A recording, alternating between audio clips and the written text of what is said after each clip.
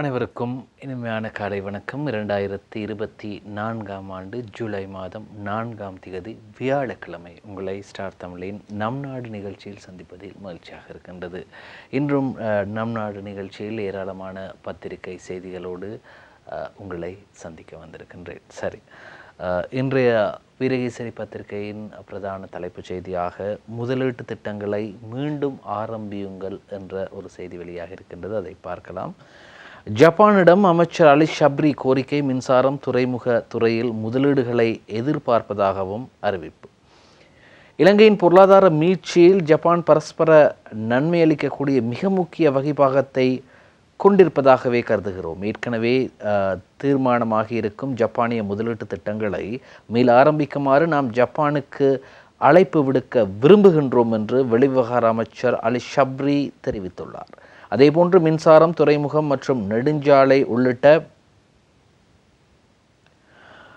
உட்கட்டமைப்பு வசதி, பசுமை மற்றும் டிஜிட்டல் பொருளாதாரம் அதேபோன்று ஆகிய துறைகளில் ஜப்பானின் புதிய முதலீடுகளை வரவேற்கின்றோம் என்றும் அலி ஷப்ரி தெரிவித்துள்ளார். ஜப்பானிய வெளிவிவகார அமைச்சர் யோகோ கமிகாவின் அழைப்பின் பேரில் வெளிவிவகார அமைச்சர் அலி ஷப்ரி இம்மாதம் 1ஆம் தேதி முதல் 7ஆம் தேதி வரை ஜப்பானுக்கு உத்தியோகபூர்வ விஜயம் ஒன்றை மேற்கொண்டுள்ளார். அதன்படி நேற்று முன்தினம் செவ்வாய்க்கிழமை ஜப்பானிய வெளிவிவகார அமைச்சர் யோகோ கமிகாவை சந்தித்து கலந்துரையாடிய அமைச்சர் அலி ஷப்ரி அதனைத் தொடர்ந்து நடத்திய வீரகேசரி பத்திரிகையின் 10ஆம் பக்கத்திலே தொடர்கிறது. பார்க்கலாம். அதனைத் தொடர்ந்து நடத்திய கூட்டு ஊடகவியலாளர் சந்திப்பின் போது கருத்து வெளியிடும் போதுதான் இவ்வாறு தெரிவித்திருக்கின்றார். இரு நாடுகளுக்கும் இடையிலான பிணைப்பானது பரஸ்பர மரியாதை மற்றும் புரிந்துணர்வு ஆகியவற்றை அடிப்படையாக கொண்டிருக்கின்றது.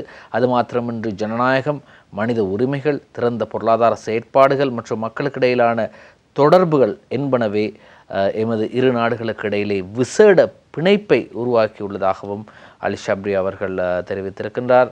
அடுத்ததாக, ஏற்கனவே தீர்மானமாகி இருக்கும் ஜப்பானிய முதலீட்டு திட்டங்களை மீள ஆரம்பிக்குமாறும் நாம் ஜப்பானுக்கு அழைப்பு விடுக்க விரும்புகின்றோம். அதே போன்று மின்சாரம் மற்றும் துறைமுகம் மற்றும் நெடுஞ்சாலை உள்ளிட்ட உட்கட்டமைப்பு வசதிகளையும் பசுமை மற்றும் டிஜிட்டல் பொருளாதாரம் ஆகிய துறைகளில் ஜப்பானின் புதிய முதலீடுகளை வரவேற்கின்றோம் என்றும் தெரிவித்திருக்கிறார் அலி ஷப்ரி அவர்கள். ஜப்பானிய வெளியுறவுத்துறை அமைச்சரோடு இடம்பெற்ற கலந்துரையாடலின் போதுதான் அவர் ஊடக சந்திப்பின் போது அவர் இதனை தெரிவித்திருக்கின்றார். இப்படி இருக்கும்போது நேற்றைய தினம் 2159 ஆசிரியர்களுக்கு ஆசிரியர் நியமன கடிதம் வழங்கும் நிகழ்வு இடம்பெற்றது. ஜனாதிபதி கொஞ்சம் கோபமாகத்தான் பேசினார். இந்த ஆசிரியர்கள் நடந்து கொண்ட விதம் தொடர்பாகவும் அல்லது ஆசிரியர்களது போராட்டங்கள் தொடர்பாகவும் அல்லது ஆசிரியர்களின் போராட்டம் சுகையின போராட்டமாக அது நடைபெற்றது. அதற்கு பிறகு அவர்கள் போலீஸ் வீதி தடைகளை உடைத்து முன்னேறி செல்ல முற்பட்ட போது கண்ணீர் புகை பிரயோகம், நீர்த்தாரை பிரயோகம் என்பன இடம்பெற்றது. எனவே ஜனாதிபதி கூறுகின்றார், காலை 7:30 மணி முதல் பிற்பகல் 1:30 மணி வரை, காலை 7:30 மணி முதல் பிற்பகல் 1:30 மணி வரை பாடசாலை கல்வியை சீர்குலைக்க எவருக்கும் இடமளிக்க முடியாது.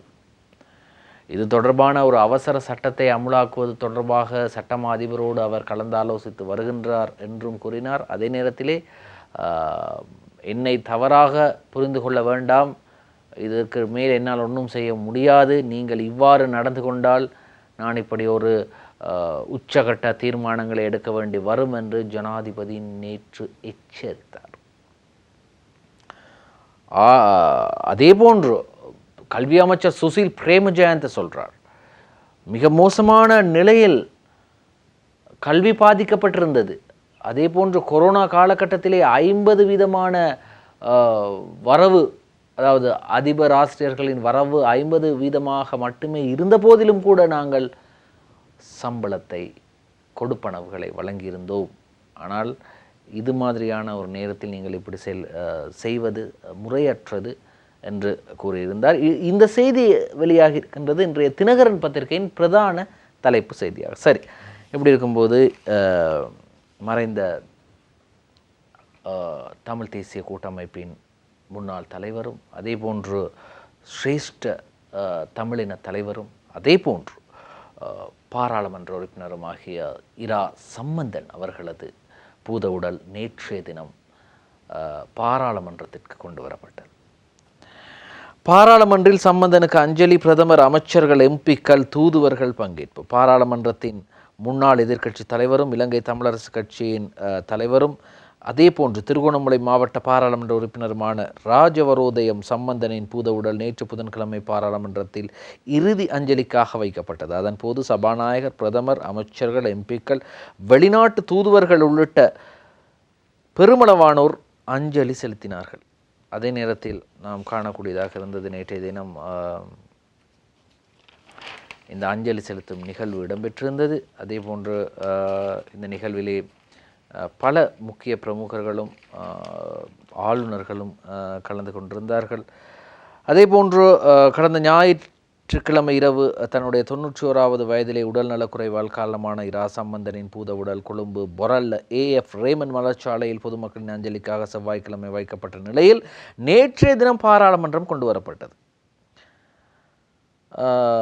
1.5 மணி நேரம் வரை இடம்பெற்ற அஞ்சலி நிகழ்வு என்று செய்தி வெளியாக இருக்கின்றது. அதாவது பிற்பகல் 2 மணிக்கு பாராளுமன்ற வளாகத்திற்கு கொண்டு வரப்பட்டு பிற்பகல் 3:30 மணி வரை அங்கு வைக்கப்பட்டது. 3:30 மணி அளவிலே அஞ்சலி நிகழ்வு நிறைவடைந்ததை அடுத்து படைக்கல சேவிதர்களின் மரியாதை அணிவகுப்புடன் சபாநாயகர், பிரதமர், அமைச்சர்கள் மற்றும் பாராளுமன்ற உறுப்பினர்களால் இரா சம்பந்தனின் பூத உடல் மீண்டும் பிரதான ஒன்று கூடல் மண்டபத்திலிருந்து எடுத்துச் செல்லப்பட்டு பிரதான மண்டப வாயிலில் வைத்து போலீசாரிடம் கையளிக்கப்பட்டது என்று அந்த செய்தி வெளியாகி இருக்கிறது. இப்படி இருக்கும்போது இன்னும் சில படங்கள், அதாவது நேற்று அவரது பூத உடலுக்கு அஞ்சலி செலுத்திய பாராளுமன்ற உறுப்பினர்கள், முக்கிய பிரமுகர்கள், அமைச்சர்கள் தொடர்பான புகைப்படம் இன்றைய வீரகேசரி பத்திரிகையில் வெளியாகி இருக்கின்றது. அதையும் பார்க்கலாம். பெருந்திரளான பாராளுமன்ற உறுப்பினர்கள் கலந்து கொண்டார்கள். மறைந்த பெருந்தலைவர் இரா சம்பந்தனின் பூத உடலுக்கு நேற்று பாராளுமன்றத்தில் அஞ்சலி செலுத்தப்பட்டது. பூத உடல் தாங்கிய பேழையினை சபாநாயகர் மஹிந்த யாப்பா அபேவர்தன, பிரதமர் தினேஷ் குணவர்தன, அதே போன்று பலர் அஞ்சலி செலுத்துவதையும், அமைச்சர்கள், பாராளுமன்ற உறுப்பினர்கள், ராஜதந்திரிகள் அஞ்சலி நிகழ்வில் பங்கேற்றிருந்ததையும் படத்தில் காணலாம் என்றும் அந்த செய்தி வெளியாகி இருக்கின்றது. இப்படி ஒரு தேசிய தமிழ் மக்களது பிரச்சனைகளுக்கு தேசிய ரீதியாக அவர்களுக்கு ஒரு தீர்வை பெற்றுத்தர வேண்டுமென்றால் இவரது கருத்து மிக முக்கியமான இடத்தை பெற்றிருந்தது. அரச தலைவர்களோடு இவர் இது தொடர்பாக எடுத்த முயற்சிகள், சில முயற்சிகள் தோல்வி அடைந்திருந்தாலும் கூட பல முயற்சிகள் ஒரு முருகலான நிலையிலிருந்து மீட்கவே வழிவகுத்திருந்தது. சரி, இப்படி இருக்கும்போது மறைந்த பெருந்தலைவர் இன்னும் ஒரு படமும் இருக்கின்றது. அந்த படத்தையும் நாம் பார்த்துவிட்டு வரலாம். மறைந்த பெருந்தலைவர் இரா சம்பந்தனின் பூத உடலுக்கு நேற்று பாராளுமன்றத்திலே அஞ்சலி செலுத்தப்பட்ட போது பாராளுமன்றத்தில் சம்பந்தனின் பூத உடல் தாங்கிய பேழையை சபாநாயகர் மஹிந்த யாப்பா அபேவர்தன, பிரதமர் தினேஷ் குணவர்தன ஆகியோர் உள்ளிட்டோர் எடுத்து சென்ற போது எடுத்த புகைப்படமும் வெளியாகி இருக்கிறது. சரி, எப்படி இருக்கும்போது சம்பந்தன் அவர்களது பூத உடல் இன்று எங்கு எடுத்து செல்லப்பட்டிருக்கின்றது என்ற விவரங்களை நாங்கள் பார்க்கலாம். இன்றைய வீரகேசரி பத்திரிகையில் வெளியாக இருக்கின்றது. சம்பந்தனின் பூத உடலுக்கு யாழில் இன்று அஞ்சலி. மறைந்த இலங்கை தமிழரசு கட்சியின் சிரேஷ்ட தலைவரும் திருகோணமலை மாவட்ட பாராளுமன்ற உறுப்பினருமான இரா சம்பந்தனின் பூத உடல் இன்று யாழ்ப்பாணத்தில் பொதுமக்கள் அஞ்சலிக்காக வைக்கப்பட்டுள்ளது.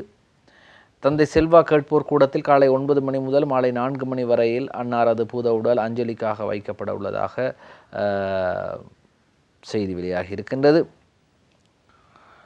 நான் அவர் உயிரிழந்த மறுதினம், அதாவது திங்கட்கிழமை நான் தெரிவித்திருந்தேன் இந்த இவரது பாராளுமன்ற உறுப்பினர் பதவிக்கு யாரை தெரிவு செய்ய போகின்றார்கள் என்று.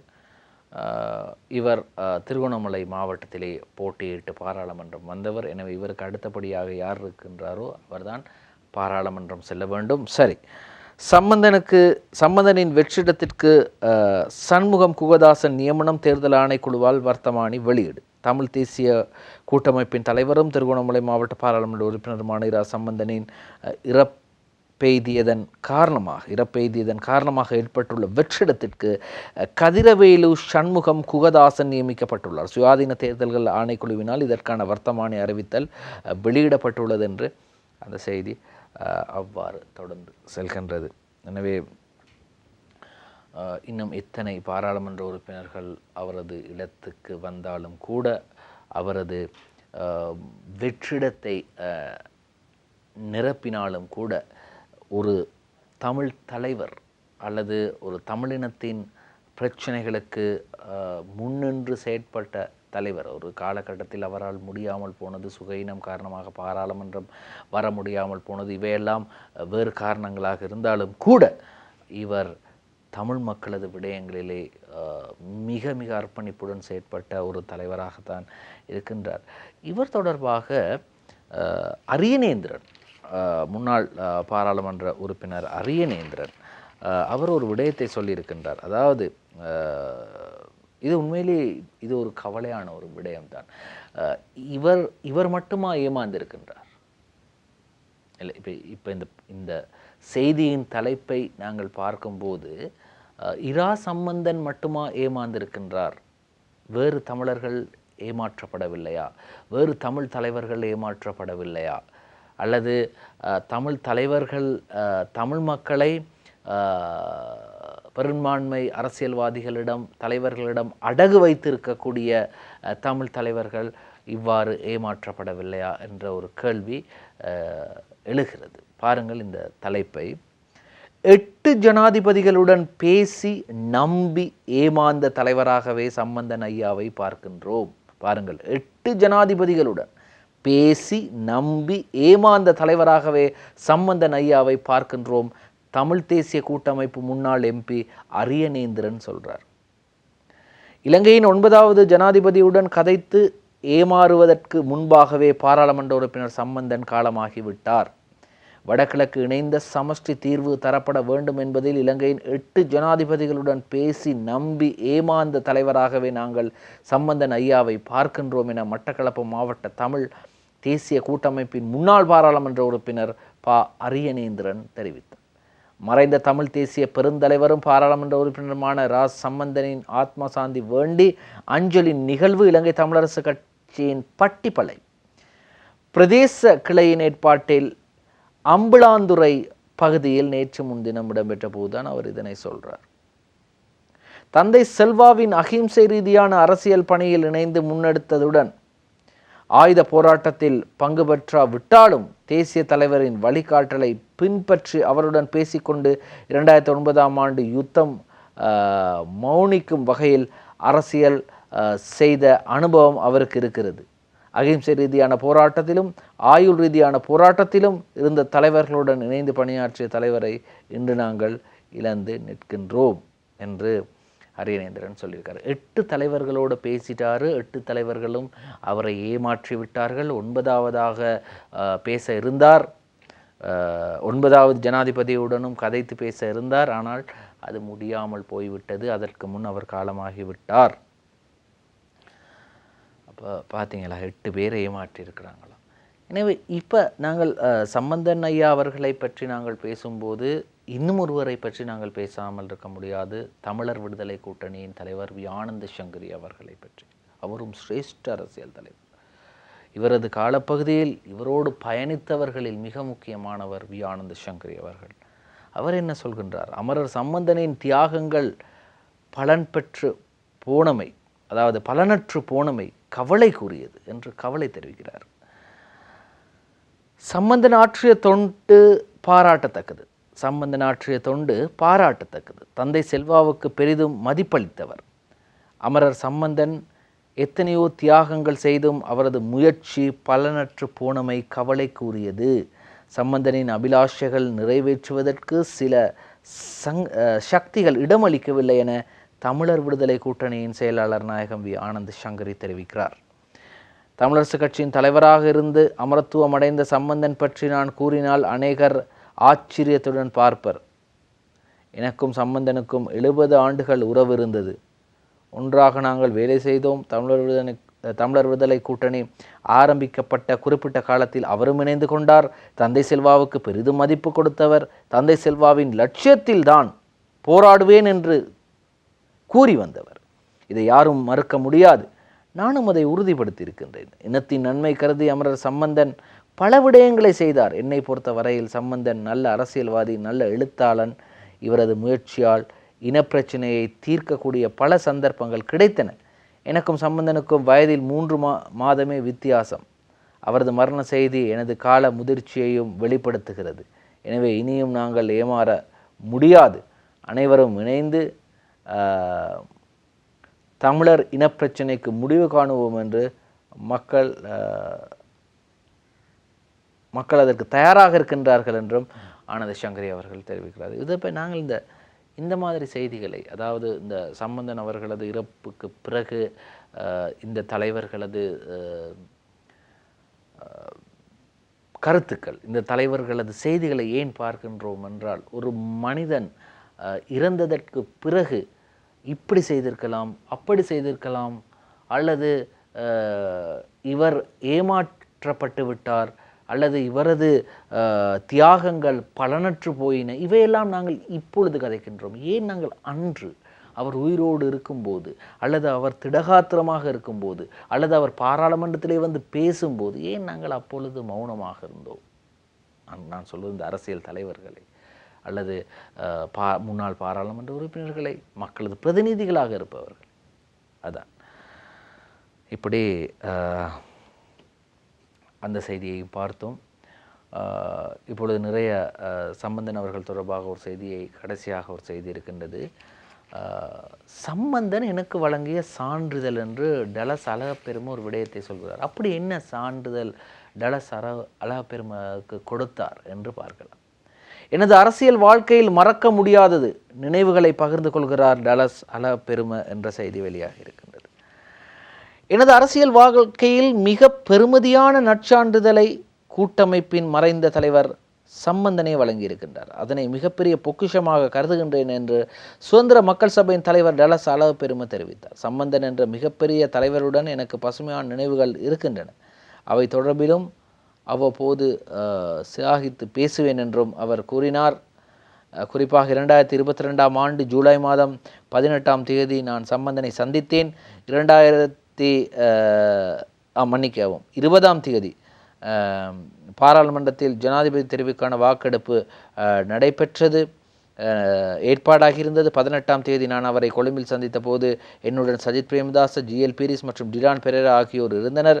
கூட்டமைப்பின் 8 எம்பிக்கள் அந்த சந்திப்பில் கலந்து கொண்டனர். அப்போது உரையாற்றிய சம்பந்தன், சஜித், நாங்கள் ஜனாதிபதி தெரிவு வாக்கெடுப்பில் டலஸை ஆதரிக்க தீர்மானித்துள்ளோம். இதற்கு 2 காரணங்கள் உள்ளன. முதலாவது, அவர் இனவாதி அல்ல.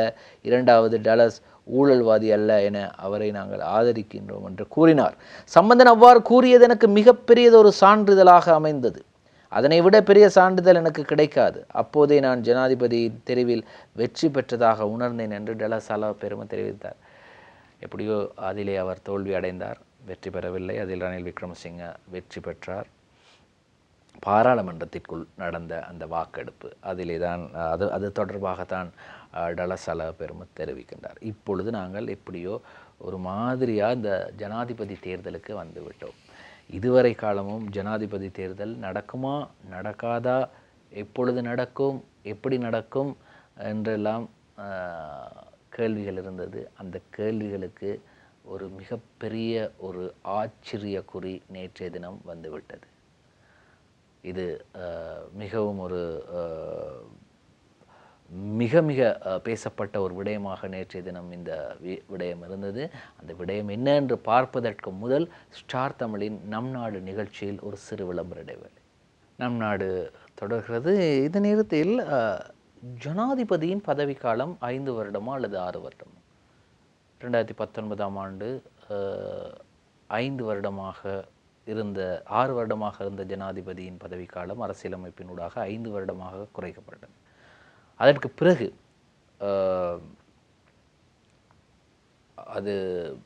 பிறகு மைத்ரிபால சிறிசேன அவர்கள் கோரியிருந்தார், இல்லை அது 6 வருடம்தான் என்று கோரியிருந்தார். இப்பொழுது நேற்றைய தினம் உயர் நீதிமன்றத்திலே ஒருவர் அடிப்படை உரிமை மீறல் மனு ஒன்றை தாக்கல் செய்திருக்கின்றார். இந்த மனுவிலே அவர் குறிப்பிட்டிருக்கின்றார், ஜனாதிபதியின் பதவிக்காலம் சரியாக எத்தனை வருடம் அல்லது எப்போது ஜனாதிபதியின் பதவி முடிகிறது என்பதை அரசியலமைப்பின் ஊடாக நீதிமன்றத்திற்கு தெரியப்படுத்தும் வரை தயவு செய்து ஜனாதிபதி தேர்தலை நடத்த வேண்டாம் என்று ஒருவர் மனு தாக்கல் செய்திருக்கிறார். பார்க்கலாம். ஜனாதிபதி தேர்தலை ஒத்திவையுங்கள், உயர் நீதிமன்றத்தில் அடிப்படை உரிமை மீறல் மனு தாக்கல். ஜனாதிபதி தேர்தல் நடத்தப்படும் தினம் தொடர்பில் நீதிமன்றத்தினால் பொருட்கோடல் வழங்கப்படும் வரை தற்போது திட்டமிடப்பட்டுள்ள வகையில் ஜனாதிபதி தேர்தல் நடத்தப்படுவதை தடுக்கும் உத்தரவை பிறப்பிக்குமாறு கோரி உயர் நீதிமன்றத்தில் மனு ஒன்று தாக்கல் செய்யப்பட்டுள்ளது. இந்த விடயத்தில் உயர் நீதிமன்றம் இறுதி நிலைப்பாட்டை எட்டும் வரை 2024 ஆண்டில் ஜனாதிபதி தேர்தலை நடத்துவதற்குரிய அடுத்த கட்ட நடவடிக்கைகளை முன்னெடுப்பதற்கு இடைக்கால தடை உத்தரவு பிறப்பிக்குமாறு கோரப்பட்டுள்ளது. அதேபோன்று தேசிய தேர்தல்கள் ஆணைக்குழு ஜனாதிபதியின் 6 வருட கால பதவிக்காலம் நிறைவடையும் காலப்பகுதியை கணக்கிட்டு அதற்கேற்றவாறு ஜனாதிபதி தேர்தலை நடத்துவதற்கு ஆணைக்குழுவுக்கு உத்தரவை பிறப்பிக்குமாறும் தொழில் அதிபர் CT லெனாவா தான் தாக்கல் செய்துள்ள மனுவில் கூறியுள்ளார். CT லெனாவா இவர்தான் மனுவை தாக்கல் செய்திருக்கிறார். மனுதாரர் தனது மனுவில் என்ன குறிப்பிட்டிருக்கின்றார் என்றால்,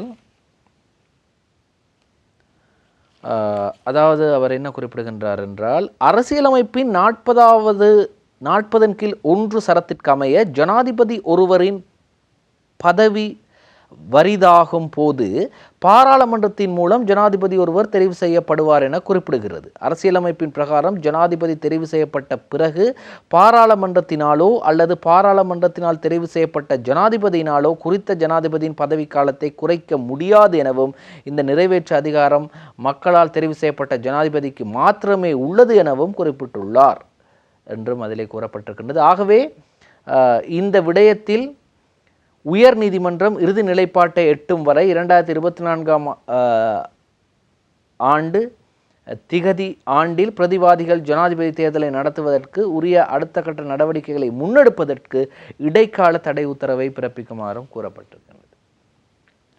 இப்படி இருக்கும்போது தேர்தலை நடத்தாமல் இருப்பதற்கு, தேர்தலை ஒத்திவைப்பதற்கு மாளிகை சூழ்ச்சிகள், மாளிகா குமாந்தர்ணයක් සිදු වෙනවා அப்படி சொல்கின்றார் சஜித் பிரேமதாஸ்.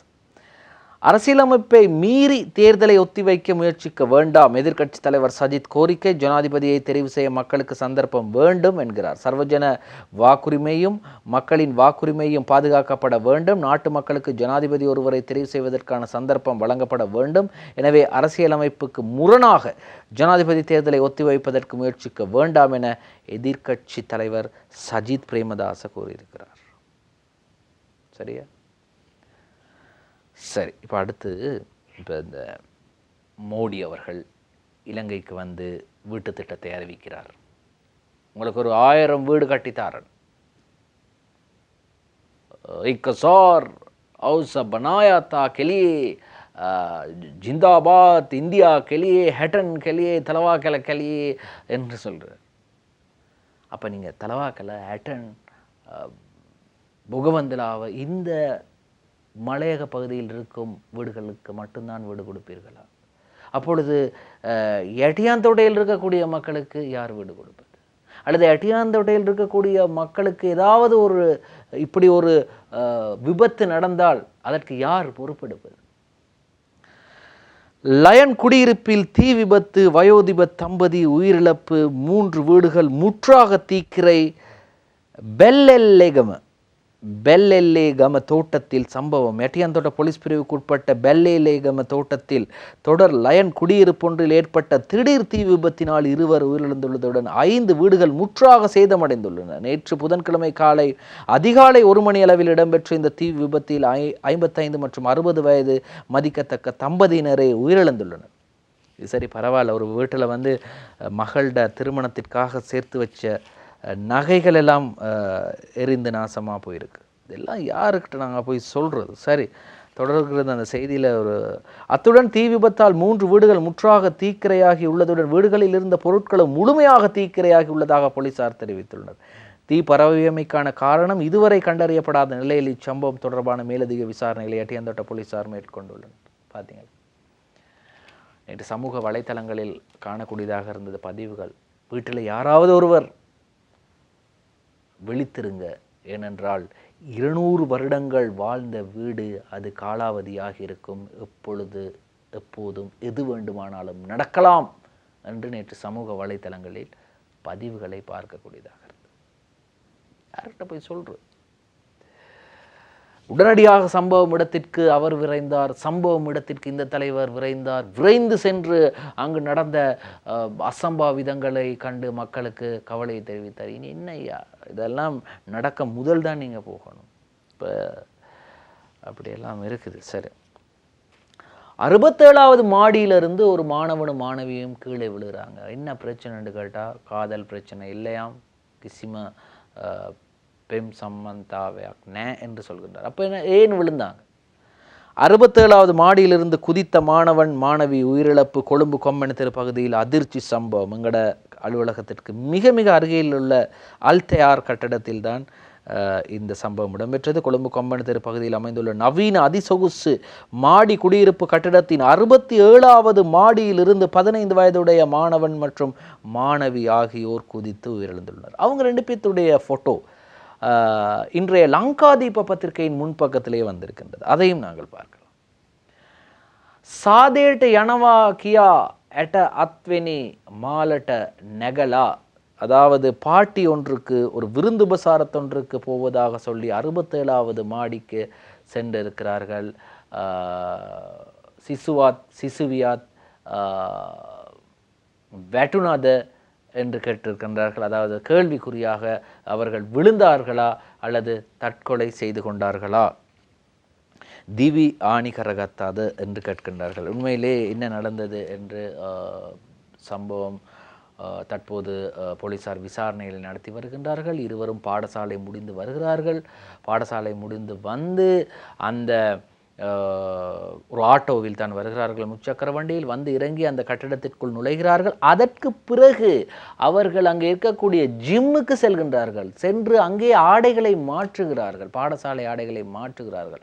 அதற்கு பிறகு புகைத்தல் பழக்கம் இருக்கின்றது அந்த 15 வயது சிறுவனுக்கு. அவர் என்ன செய்கிறார், ஒருவர் மூலமாக புகைப்பதற்காக சிகரெட்டுகளை பெற்றுக்கொள்கின்றார். 5 சிகரெட்டுகளை பெற்றுக்கொள்கின்றார். அதையும் பெற்றுக்கொண்டு மீண்டும் வருகிறார். மீண்டும் வந்து தங்களுடைய செல்ஃபோன் சப்பாத்துக்களை எல்லாம் கலட்டி வைத்து விட்டு தான் 67வது மாடிக்கு சென்று குதித்தார்களா தள்ளிவிடப்பட்டார்களா விசாரணை தொடர்கிறது. ஆனால் இன்றைய அருண பத்திரிகை இப்படியே சொல்கின்றது. சித்தியதா සිසුවිහා සිසුවා ඇට අත්වෙනි මාලෙන් පැන්නේ සිසුවිය පාසලෙන් අස්කල නිසාද. மாணவனும் மாணவியும் 67வது மாடியிலிருந்து விழுந்ததற்கான காரணம் அந்த பெண் பிள்ளையை பாடசாலையிலிருந்து விலக்கிய காரணத்திற்காக, பாடசாலையிலிருந்து அன்றைய தினம் அந்த பிள்ளையை ஏதோ ஒரு காரணத்தினால் விலக்கி இருக்கிறார்கள். அந்த மனநிலையில் அவர்கள் அந்த மனநிலையில் கவலையால் பாதிக்கப்பட்டால் நடந்தது என்ற கேள்வியும் தற்போது வந்திருக்கின்றது. எது எப்படியோ பிள்ளைகள் என்ன செய்கின்றார்கள், எங்கு போகிறார்கள், என்ன பாட்டிக்கு போகின்றார்கள், எந்த பாட்டியோடு போகின்றார்கள் என்பதை கொஞ்சம் கவனமாக பார்த்து கொள்ளுங்கள். எது வேண்டுமானாலும் நடக்கலாம். அதுவும் இந்த இன்டர்நேஷ்னல் ஸ்கூலில் படிக்கிறாங்க தெரியுமா, ரொம்ப கவனமாக இருங்க என்பது தான் ஒரு நண்பனாக, ஒரு சகோதரனாக தாழ்மையான வேண்டுகோள். சரி, அதையும் பார்த்தோம். இப்படி இருக்கும்போது இந்த இன்றைய வியாழக்கிழமை என்று, அப்படி என்றால் விடிவெளி பத்திரிகை வெளிவரும் நாள் வெளிவந்திருக்கிறது. பார்க்கலாம். விடிவெள்ளி பத்திரிகையில் இப்படி ஒரு செய்தி வந்திருக்கின்றது. சிறையில் உள்ள ஞானசார தேரரை விடுவிப்பதற்காகவே முஸ்லிம் தரப்பின் ஆதரவை கோருகிறது பிக்குகள் குழு. தனித்து தீர்மானம் எடுக்க முடியாதென உலமா சபை திட்டவட்டமாக தெரிவிப்பு. எழுத்து மூல ஒப்புதல் அளிப்பதற்கு முஜிபுர் ரஹ்மானும் அசாத் சாலியும் மறுப்பு. அல்லாவையும் இஸ்லாத்தையும் அவமதிக்கும் விதத்தில் செயற்பட்ட குற்றத்திற்காக சிறை தண்டனை அனுபவித்து வரும் பொதுபல சேனா அமைப்பின் பொதுச் செயலாளர் கலகுடாத்தே ஞானசார தேரருக்கு மன்னிப்பு பெற்றுக் கொடுப்பதற்கான முயற்சிகளை சில பௌத்த அமைப்புகளும் பிக்குகளும் முன்னெடுத்து வருகின்றனர். இதற்காக முஸ்லிம் தரப்பின் ஆதரவை பெற்றுக்கொள்வதற்கான பிரயத்தனங்களையும் அவர்கள் முன்னெடுத்துள்ளனர். இந்நிலையில் இது குறித்த பேச்சுவார்த்தை நடத்தி அகில இலங்கை ஜமியத்துல் உலமாவின் ஒத்துழைப்பை பெற பிக்குகள் குழு ஒன்று முயற்சித்து வருகிறது.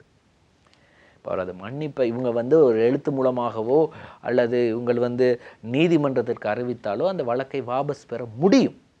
அதற்காகத்தான் இந்த குழு தற்போது நாடி வந்திருக்கின்றார்கள். பரீட்சை எழுதிய மாணவிகளது பெறுபேறுகள் வராமல் நிறுத்தி வைக்கப்பட்டது காரணம் அந்த மாணவிகள் ஹிஜாப் அணிந்திருந்தார்கள். சில நேரங்களில் ப்ளூடூத் மூலமாக ஏர்பாட்ஸ் மூலமாக இந்த கேள்விகளுக்கான பதில்களை பெற முடியும் என்பதற்காக அவர்களது பெறுபேறுகள் நிறுத்தி வைக்கப்பட்டிருந்தது. செய்தி வெளியாகின்றது விடிவெள்ளியில். திருமலை ஜாயிரா மாணவிகளின் உயர்தர பெறுபேறுகள் வெளியானது. பெறுபேறு இடைநிறுத்தியதற்கு ஹிஜாப் அணிந்திருந்ததை காரணம் காட்டியமையானது மத சுதந்திரத்தை மீறுகிறது. அதிருப்தி வெளியிட்டது மனித உரிமைகள் கண்காணிப்பகம். திருகோணமலை மாவட்டத்திலே கல்வி பொதுத்தராதர உயர்தர பரீட்சைக்கு தோற்றிய 70 முஸ்லிம் மாணவிகளின் பெறுபேறுகள் அவர்கள் தலையை மறைக்கும் விதமாக ஹிஜாப் அணிந்து வந்ததாக குறிப்பிட்டு இடைநிறுத்தி வைக்கப்பட்டிருப்பதாகவும் இது அம்மாணவிகளின் மத சுதந்திரத்தை மீறும் வகையில் அமைந்திருப்பதாகவும் மனித உரிமைகள் கண்காணிப்பகம் செய்தி தெரிவித்துள்ளது. சரி, இப்படி இருக்கும்போது இந்த தன்சலுக்கெல்லாம் இப்போ வீட்டில் சமைக்கும்போது சின்ன சின்ன சட்டிகளில் சமைப்பாங்க. இப்போ தன்சலுக்கு சமைக்கும்போது ஒரு 1000-2000 பேருக்கு சமைக்கும்போது பெரிய சட்டி அண்டாக்கள் என்று சொல்லுவாங்க. அந்த சட்டிகளில் தான் பெரிய சட்டிகளில் தான் சமைப்பாங்க. அப்பா அங்கே வெளியில் போயிருக்கிறாரு. அப்பா வெளியில் போயிட்டு வீட்டுக்கு வரும்போது அப்பா வந்துட்டார் என்ற சந்தோஷத்தில் மகள் ஓடி வந்திருக்கிறார். இவங்க என்ன செஞ்சுருக்காங்க, இந்த குடும்பம் ஒரு தன்சல் கொடுத்துருக்காங்க. பொசோன் போய்க்கு நடந்து முடிந்த பொசோன் போய்க்கு தன்சல் ஒன்று கொடுத்துருக்காங்க. அந்த தன்சலில் கருவாடு குழம்பு மிஞ்சி இருந்திருக்கின்றது இரவு. மறுநாள் அதை சூடாக்குறதுக்காக அடுப்பில் வச்சு சூடாக்கி கொண்டு இருக்கும்போது இந்த பிள்ளை ஓடி வந்திருக்கா. அப்பா வாரார் என்ற சந்தோஷத்தில் அண்டாவில் விழுந்து உயிரிழந்துட்டு செய்தி வெளியாகின்றது லங்காதீப பத்திரிகை. දන්සල් කරවල හොද්දට වැටි සිසුවිය මියයයි. 9 வயசு இந்த பிள்ளை உயிரிழந்திருக்காங்க. கருவாடு குழம்பு அந்த சட்டியிலே விழுந்து உயிரிழந்திருக்காங்க. மிக மிக கவலையான சம்பவங்களாக இருக்கின்றது. தன்சல் கொடுத்தால் பினாக் என்று சிங்களத்திலே சொல்லப்படுகின்ற தமிழிலே புண்ணியம் கிடைக்கும் என்று சொல்வார்கள். சரி, இப்படி நிறைய செய்திகளை உங்களுக்காக ஸ்டார் தமிழின் நம் நாடு நிகழ்ச்சியிலே கொண்டு வந்தோம்.